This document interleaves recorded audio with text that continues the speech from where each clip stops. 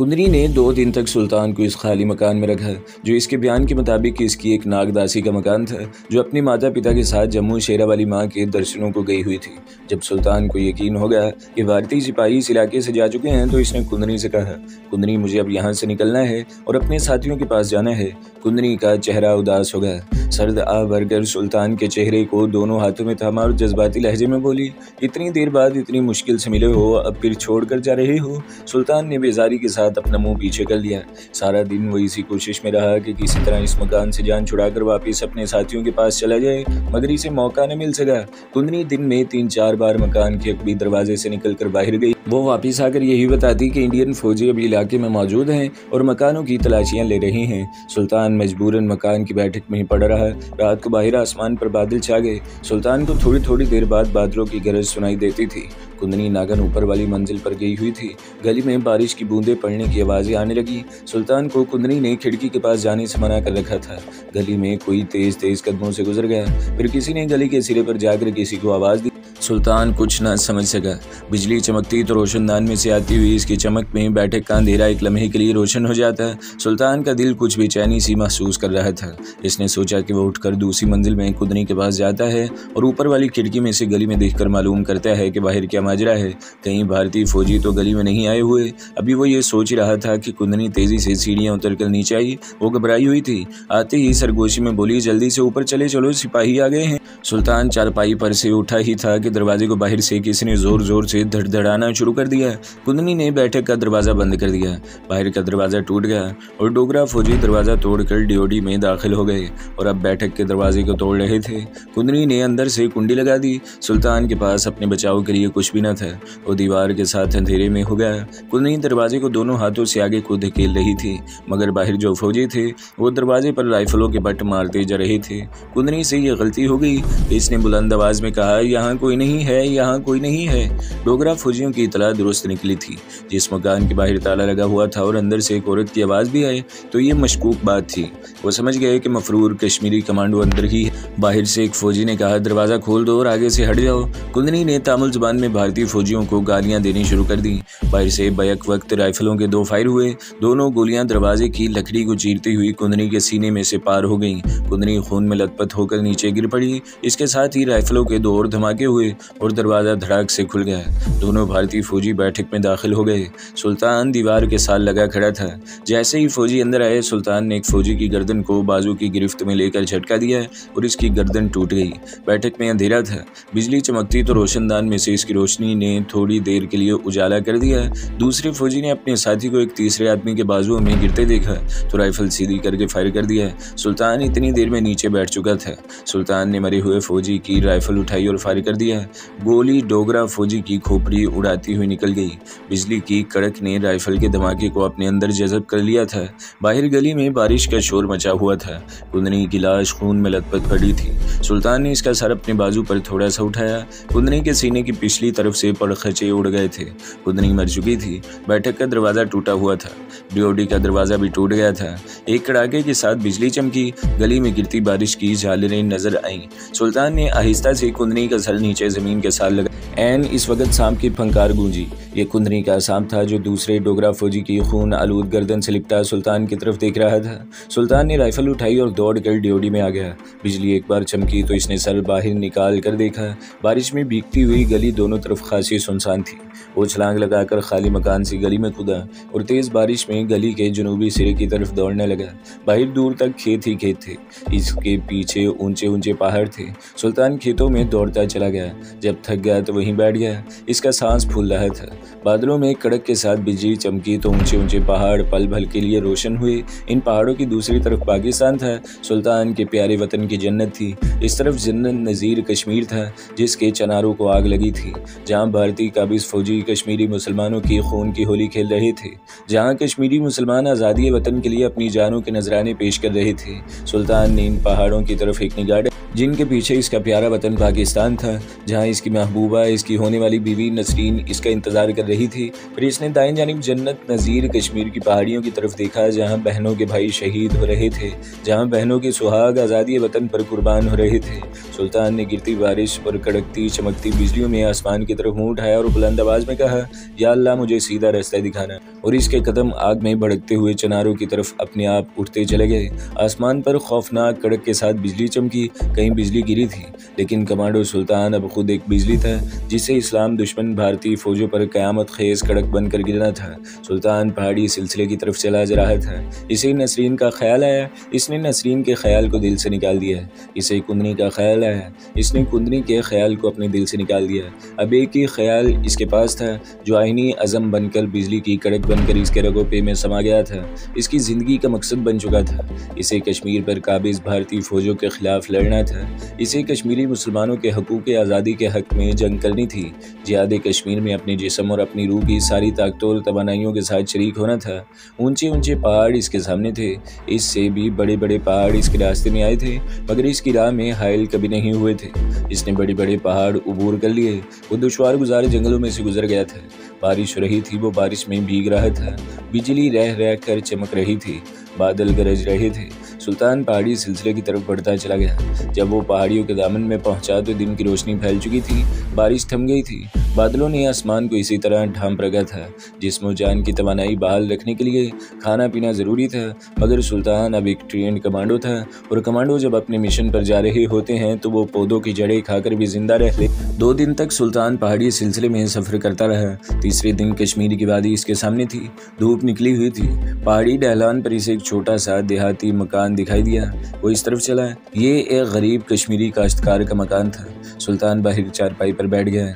गरीब काश्तकार इसके लिए जवार की 2 रोटियों पर साग डाल कर लिया है। सुल्तान के लिए ये जन्नत अर्ज़ की सबसे बड़ी नेमत थी। इसने रात वहीं आराम किया।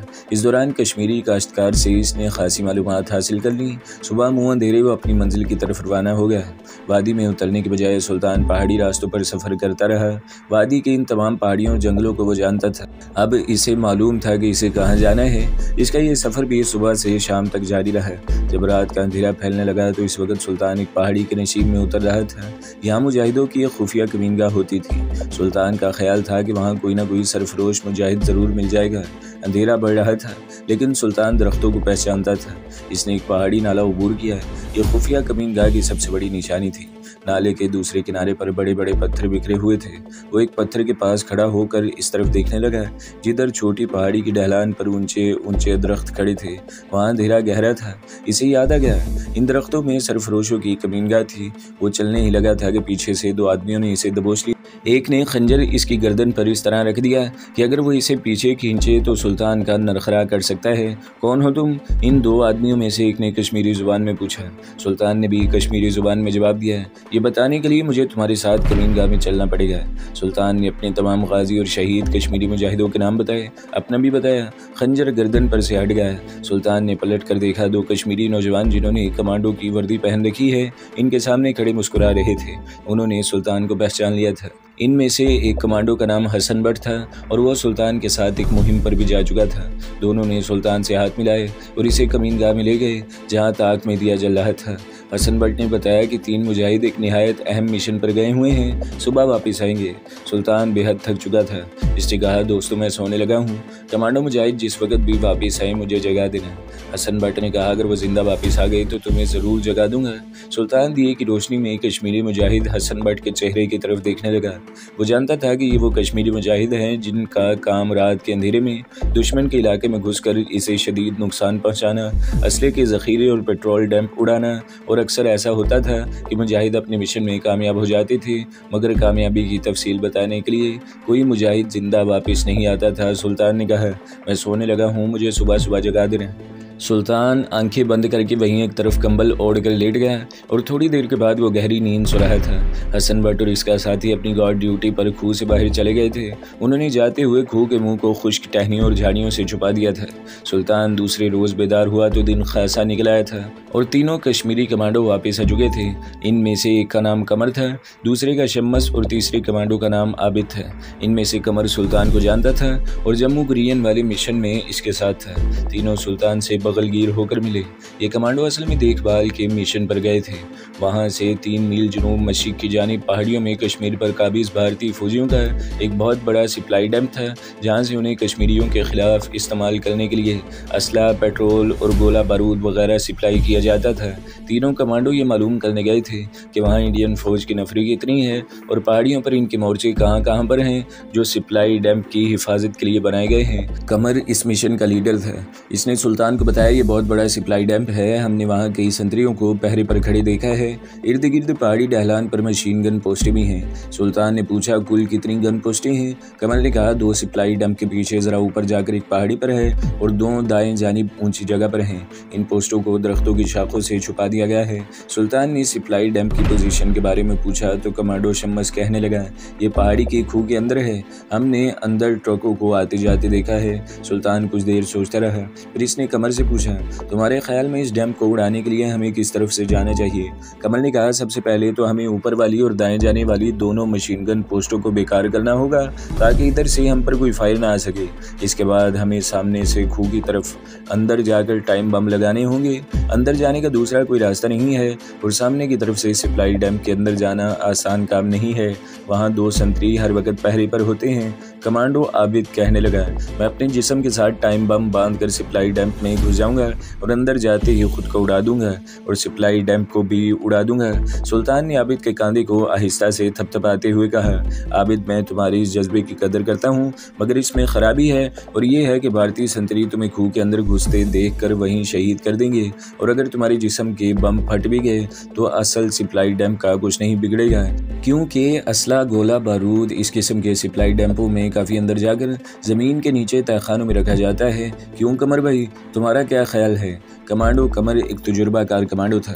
वो पहले भी असले के कई छोटे छोटे ज़ख़ीरे उड़ा चुका था। कहने लगा आपका ख्याल बिल्कुल दुरुस्त है सुल्तान भाई, जज्बात की अहमियत अपनी जगह पर, मगर इस वक्त हमें अकल से भी काम लेना होगा। कहीं ऐसा न हो कि हम सब शहीद भी हो जाएं और सप्लाई डैम को भी कोई नुकसान न पहुंच सके।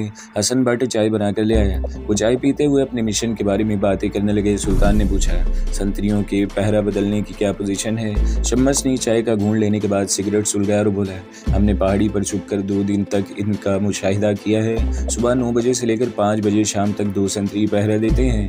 5 बजे नए संतरी आ जाते हैं जो रात 12 बजे तक वहाँ रहते हैं। रात 12 बजे के बाद 2 नए संतरी पहरा देने आ जाते हैं और पहले वाले संतरी वापस चले जाते हैं। इनका फील्ड हेडक्वार्टर कहाँ पर है? सुल्तान ने पूछा। कमर बोला वहीं दरख्तों में एक जगह फौजी टेंट लगे हैं, कोई बाकायदा बारक वहाँ पर नहीं है। सुल्तान ने दूसरा सवाल किया सप्लाई लेने ट्रक किस वक्त आते हैं? कमर ने जवाब में कहा हमारे मुशाहिदात के मुताबिक वहाँ 2 दिनों में सिर्फ एक रात को 3 ट्रक आते हैं जो खूह के अंदर चले गए थे। खासी देर बाद खूह के अंदर से निकले तो इन पर तरपालें पड़ी थी। जाहिर है वो असला बारूद की सप्लाई से लदे हुए थे। ये ट्रक रात के किस लम्हे में आए थे? कमल ने कहा रात के पिछले पहर आए थे। सुल्तान खामोशी से चाय पीने और गौर करने लगा।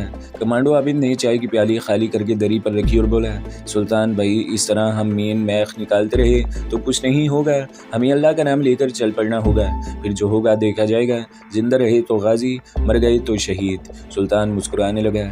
आबिद भाई ये जज्बा तो हम सब में है, लेकिन इस वक्त हमारे सामने जो टारगेट है वो असले के सबसे बड़े डैम को उड़ाने का है, क्योंकि मैं समझता हूँ कि वादी कश्मीर में तहरीक आज़ादी को दबाने और कश्मीरी मुजाहिदों के खून से होली खेलने के लिए इसी एमुनेशन डैम से असला वगैरह सप्लाई होता है। कमांडो कमल ने कहा हमारे पास असला भी कम है, एक लाइट मशीन गन है, 2 शॉट गन्ने हैं और 6-7 ग्रेनेड हैं, 6 सटकों वाला डायनामाइट का सिर्फ एक टाइम बम है। अगर ऐन वक्त पर इसका क्लॉक धोखा देगा तो हमारा सारा मिशन फेल हो जाएगा। मेरा ख्याल है कि हमें पीछे से मजीद 2-4 टाइम बम मंगवा लेने चाहिए। कमांडो आबिद ने गर्दन को झटक कर कहा इस काम में हमें देर नहीं करनी चाहिए। जब तक हमें पीछे से सप्लाई आएगी हमारे कई कश्मीरी जवान इस एमुनेशन डैम की गोलियों से शहीद हो चुके होंगे और कई देहात नजर आतिश हो चुके होंगे। मैं अब भी यही कहता हूँ कि हमें वक्त ज़ाया किए बगैर आज रात अल्लाह का नाम लेकर निकल पड़ना होगा। शम्मस कहने लगा अगर हम किसी प्लानिंग के बगैर निकल पड़े तो हमारा मिशन नाकाम हो जाएगा। कमांडो आबिद ने गुस्से में आकर कहा तो फिर प्लानिंग कर लें, करते क्यों नहीं, और फिर इसमें प्लानिंग की क्या बात है? मैं टाइम बम लेकर खूह के अंदर जाऊंगा और गोला बारूद के बक्सों के दरमियान लगाकर वापस आ सका तो वापस आ जाऊंगा, नहीं तो डम के साथ मैं भी उड़ जाऊंगा। सुल्तान बोला, आबिद भाई इस काम के लिए थोड़ी बहुत प्लानिंग जरूर करनी पड़ेगी। तो शाह साहब कर ले प्लानिंग, कौन रोकता है आपको? आबिद ने जोश में आकर कहा, अभी कर ले प्लानिंग, मैं देर लगाने के हक में नहीं हूँ, देर हो गई तो हमारा मिशन नाकाम हो जाएगा। कमांडो शम्मस कहने लगा, आबिद प्लानिंग करते वक्त हम जज्बात से काम नहीं ले सकते। तुमने खुद वहाँ जाकर देख लिया है कि भारतीय फौज वहाँ मोर्चों में किस कदर चौकस है। जरा सा इन्हें शक होता है तो वो मशीन गनों के मुंह खोल देते हैं। रात को कहीं कोई आहट भी हो तो रोशनी के राउंड फायर करने लगते हैं और रात को दिन बना देते हैं। फिर कमांडो शम्मस ने सुल्तान की तरफ मुतवज्जा होकर कहा, सुल्तान भाई अगर हमें आज रात ही इस मिशन पर निकलना है तो ठीक है, हम आबिद के कहने के मुताबिक आज रात निकल पड़ते हैं, मगर हमें इसके लिए बाकायदा एक स्कीम तैयार करनी होगी कि सिप्लाई डैम जो पहाड़ी के अंदर है वहाँ कैसे पहुँचा जाए। सुल्तान इस दौरान मुसलसल गौर करता रहा। इसके जहन में एक स्कीम आ चुकी थी।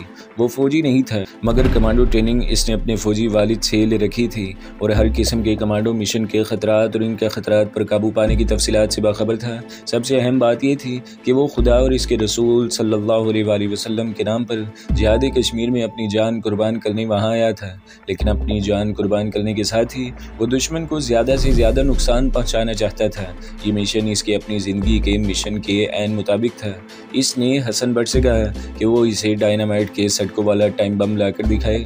हसन भट्ट लकड़ी के खोखे में से टाइम बम निकाल कर ले आया जो प्लास्टिक के थैले में लिपटा हुआ था। सुल्तान ने टाइम बम के सटकों के साथ लगे छोटे से सेकंडों वाले क्लॉक का अच्छी तरह से जायजा लिया।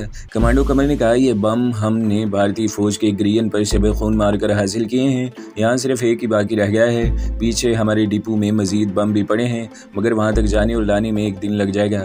सुल्तान को अपने साथी कमांडो आबिद के जज्बात का एहतराम था और फिर वो जो मुशाहिदा करके आए थे इसकी जुजियात भी इनके जहन में ताज़ा थी। सुल्तान ने कहा, हम आज शाम अपने मिशन पर निकल चलेंगे, वहाँ हमें ख्वाह 2 दिन इंतज़ार करना पड़े। कमर अभी से तैयारी शुरू कर दो। सुल्तान ने अपने साथ सिर्फ कमांडो कमर और कमांडो आबिद को लिया, शम्मस और हसन भट्ट को पीछे रहने दिया। इस मिशन का तकाजा भी यही था कि आदमी कम से कम 7 हों। सूरज गुरूब होने के साथ ही वो अपनी कमीनगाह से निकल पड़े। छोटी छोटी पहाड़ियों के पीछे सूरज छुप गया था और शाम का अंधेरा आहिस्ता आहिस्ता गहरा होता जा रहा था। कमांडो कमर पार्टी की रहनुमाई कर रहा था। उन्होंने जो रास्ता इख्तियार किया वो छोटी पहाड़ियों के पीछे खड्डों, पहाड़ी नालों और छोटे छोटे दुर्रों में से होकर जाता था। तीनों के पास एक एक लाइट मशीन गन और 2-2 हैंड ग्रेनेड थी। टाइम बम कमांडो आबिद ने अपनी कमांडो जैकेट के नीचे कमर के साथ बांध रखा था। वहाँ असले का ज्यादा काम नहीं था, इन्हें मौका शनासी और अक्ल से काम लेना था। सुल्तान एक स्कीम बनाकर जा रहा था। इसने कमांडो आबिद और कमांडो कमर को अपनी स्कीम की तफसीलात से आगाह कर दिया था। ये स्कीम मौत के मुंह में जाने की स्कीम थी। इसमें वापस आने की कोई स्कीम शामिल नहीं थी। उन्होंने अगर कुछ सोच विचार किया था तो सिर्फ ये कि टारगेट पर पहुंचकर मिशन मुकम्मल किया जाए, ऐसा ना हो कि मिशन अधूरा रह जाए। इतना ज़्यादा और तवील सोच विचार में ये नुक्ता कहीं भी ज़ेर बहस नहीं आया था कि जान बचाकर वापस किस तरह आया जाएगा। ये एक तरह से मौत का मिशन था जिसे इन्हें अपनी जानों के नजराने देकर मुकम्मल करना था। रात के बढ़ते हुए अंधेरों में तीनों कश्मीरी कमांडो दुश्वार गुजार इलाके में बढ़ते जा रहे थे। ये सारा इलाका बेआबाद और सुनसान था। अगर वो सीधे रास्ते से जाते तो सिप्लाई डैम 3-3.5 मील के फासले पर था, लेकिन अपनी स्कीम के मुताबिक सुल्तान ने दूसरा रास्ता चुना था क्योंकि इसे सबसे पहले सिप्लाई डैम के पीछे भारतीय प्लाटून के आरजी फौजी कैंप के अकब में पहुंचना था। एक जगह पर पहाड़ी की चढ़ाई शुरू हो गई। वो 5-5 गज का फासला रखकर जरा तिरछे होकर एक दूसरे के पीछे पहाड़ी पर चढ़ने लगे। यहाँ छोटे छोटे दरख्त थे, झाड़ियाँ और ऊंची ऊंची घास उगी हुई थी। कमांडो कमर इन पहाड़ी रास्तों से पूरा वाकिफ था। वो आगे आगे था। इन पहाड़ी को अबूर करके कमांडो पार्टी तंग वादी में उतर आई। कमांडो कमर ने बाएं जाने वाली पहाड़ी की तरफ इशारा किया और सुल्तान से कहा, सिप्लाई डैम इस पहाड़ी की दूसरी तरफ है। सुल्तान ने इंडियन मिलिट्री कैंप के बारे में सवाल किया। कमांडो कमर ने कहा, इसके लिए हमें यहाँ से थोड़ा सा जाविया बदल कर पहाड़ी पर चढ़ना होगा। कमांडो कमर ने वहीं से थोड़ी सिम्मत बदल ली और दूसरी पहाड़ी की चढ़ाई चढ़ना शुरू कर दी। इन पहाड़ियों पर झाड़ियाँ इतनी छोटी छोटी थी कि आदमी अगर सीधा खड़ा हो जाता तो देखा जा सकता था, मगर रात का अंधेरा इनकी हिफाजत कर रहा था। पहाड़ी ढलान पर एक बरसाती नाले ने रास्ता बना रखा था। नाले में पत्थर बिखरे हुए थे। वो इस नाले में से गुजर कर ऊपर जा रहे थे। नाला बिल्कुल खुश्क था।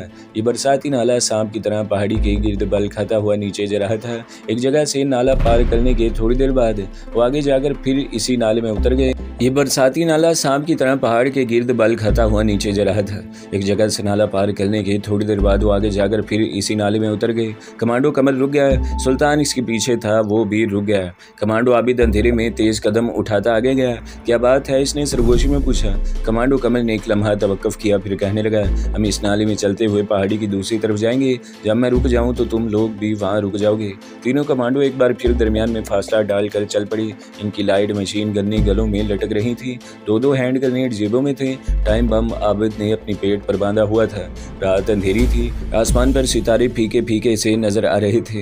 हवा बंद थी मगर फिजा में खनकी थी और ओस गिर रही थी। बरसाती पहाड़ी नाले में चलते चलते वो पहाड़ी के नशीब में आ गए। यहाँ कमांडो कमल ने बैठ जाने का इशारा किया। तीनों मुजाहिद करीब होकर झाड़ियों के पास बैठ गए। कमांडो कमर सर उठाकर सामने कुछ देखने की कोशिश कर रहा था। वो फिक्रमंद था। सुल्तान ने सरगोशी में पूछा, कैंप कहाँ है? कमांडो कमल ने सरगोशी में जवाब दिया, कैंप सामने है मगर वहाँ कोई ट्रक नजर नहीं आ रहा। आबिद बोला, आज सप्लाई जाएगी, ट्रक जरूर आएगा। कमांडो कमल ने तशवीश के अंदाज में कहा, हम ज्यादा देर तक ट्रक का इंतजार नहीं कर सकते। आबिद जज्बाती लहजे में बोला, तो फिर सप्लाई डैम की तरफ चलते हैं। ट्रक नहीं है तो क्या हुआ, मैं खुद अंदर जाकर टाइम बम लगाऊंगा। कमांडो कमल ने आबिद को खामोश रहने को कहा। सामने दरख्तों के तनों के पीछे ऐसी रोशनी हुई जैसे किसी ने लालटेन जलाई हो। यहाँ रात को ब्लैकआउट रहता है। लालटेन की रोशनी में एक जीप वहाँ खड़ी दिखाई दी। फिर किसी ने लालटेन हाथ में पकड़ी और इसे कैंप के अंदर ले गया। सुल्तान ने कमांडो को मशवरा दिया कि अगर सप्लाई लेने ट्रक ना आया तो हम एमुनेशन डैम्प में चलते हैं, हमारा असल टारगेट वही है। कमांडो कमल ने सुल्तान को भी चुप करा दिया। किसी ट्रक के स्टार्ट होने की आवाज़ आने लगी। ट्रक की अगली बत्तियां थोड़ी देर के लिए रोशन होकर बुझ गईं। इसकी रोशनी में वहाँ बड़ी फौजी छौलदारी के बाहर दो इंडियन फौजी इधर उधर चलते दिखाई दिए। ट्रक का इंजन बंद हो गया। कमांडो आबिद ने सरगोशी में कहा, ये ट्रक सप्लाई लेने डैम पर जा रहा है। मैं इसके नीचे टाइम बम लगाता हूँ। टाइम का मार्जिन 30 मिनट रखूंगा। इतनी देर में ये ट्रक एमुनेशन डैम के अंदर जा चुका होगा। कमांडो कमल ने आबिद को सख्ती से मना करते हुए कहा, तुम एमुनेशन डैम को नहीं, हमारे मिशन को तबाह कर दोगे। कोई पता नहीं ये ट्रक वहाँ जाता भी है या नहीं। कमांडो आबिद जज्बाती हो गया। मुंह से फंकार की सी आवाज़ निकालता हुआ सरगोशी में बोला, तुम लोग ना खुद कुछ करोगे ना मुझे करने दोगे। इसने इतना कहा और इससे पहले कि सुल्तान या कमांडो कमर इसे पकड़ता, आबिद उठा और झुका झुका सामने वाले दरख्तों की तरफ भागता चला गया और देखते देखते तारीकी में गायब हो गया। मेरे खुदाया, कमांडो कमल ने माथे पर हाथ मार कर कहा। इसने सुल्तान का बाजू पकड़ा और कहा, यहाँ से निकलो, ये हमें भी नाहक मरवाएगा। कमांडो कमर सुल्तान को खींचता हुआ अंधेरे में एक तरफ ले गया। खासा आगे जाकर वो बैठ गया और फौजी कैंप की तरफ देखने लगा। सुल्तान ने कहा, आबिद ट्रेन कमांडो है, वो कामयाब लौटेगा। हमें सप्लाई डैम की तरफ निकल जाना चाहिए। तो दोस्तों, अगली किस्त सुनने के लिए हमारे चैनल को ज़रूर सब्सक्राइब करें, वीडियो को लाइक करें और बेल के आइकन पर भी क्लिक कर दें ताकि हर जो आने वाली वीडियोज़ हैं वो आपको सबसे पहले मिलती रहें।